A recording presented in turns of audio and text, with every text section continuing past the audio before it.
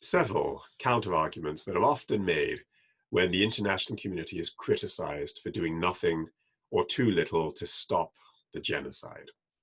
The two most common and persuasive counter-arguments are that, well, first, that the violence just happened too quickly to be able to get troops and equipment on the ground to keep the peace, and secondly, that nobody realized it was a genocide until quite late, and by which time much of its Tutsi population had already been killed. So I believe, though, that there were at least still two possibilities open to the international community to stop or reduce the killing that were possible or plausible interventions that could have worked, notwithstanding the speed of the violence and the lack of knowledge concerning its genocidal nature. So the first possible intervention is that the international community could have simply denounced or refused to recognize the interim extremist government that had been unlawfully installed on April 9th, 3 days after the president's death that triggered the violence.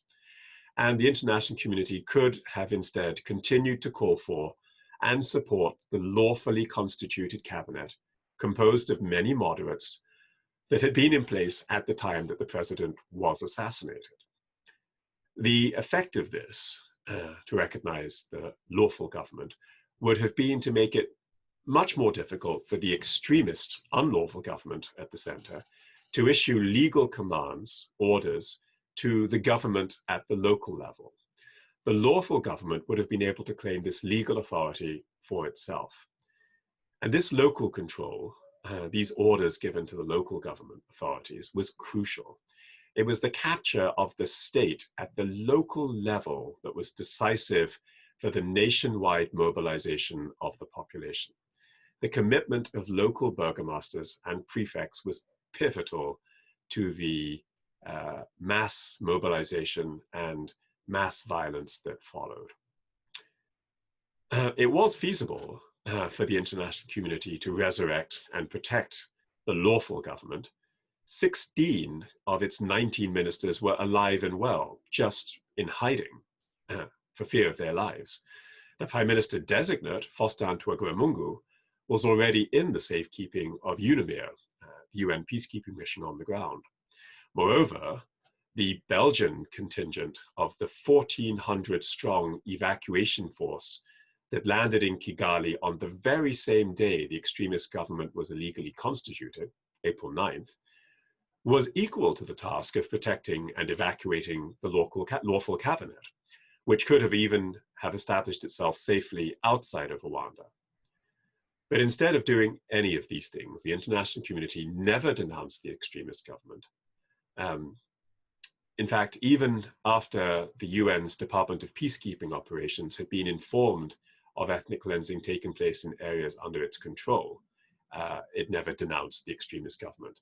In fact, its representatives, the representatives of the extremist government, continued to occupy Rwanda's seat on the UN Security Council. Romeo Dallaire, the UNAMIR force commander on the ground, was in fact ordered not to intervene to support either the moderate or the extremist faction, but to stay neutral. And ultimately, instead of supporting the moderates, the Security Council decided to draw down UNAMIR altogether. The second possibility for intervention would have been the creation of safe havens and safe corridors. UNAMIR, with a symbolic force of just over 450 blue helmets, saved the lives of tens of thousands of Rwandans who gathered in de facto safe havens within the capital, Kigali. The Amahoro football stadium alone was home to 20,000 Rwandans and was guarded by just a handful of UNAMIR peacekeepers. And across Rwanda, in every prefecture, there were stadia like Amahoro, or venues like Amahoro, where Tutsi could have gathered and been protected. It would not have been possible to save all Tutsi, but it would have significantly reduced the death toll. In addition to safe havens, a safe corridor was also feasible. The French demonstrated as much themselves when they created such a corridor for the Hutu civilian population to cross safely Rwanda's western border into then Zaire. A similar corridor could have been created to the southern border with Burundi for Rwanda's Tutsi population.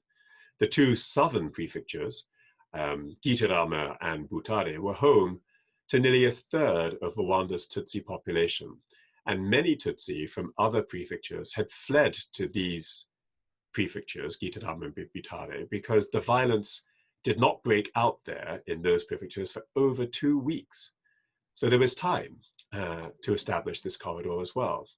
And if a safe corridor across the Burundian border had been established, I believe many tens of thousands of Tutsis could have escaped and been saved. Hindsight, of course, is always 20/20, but I do not believe that either of these possibilities were far-fetched or difficult to conceive.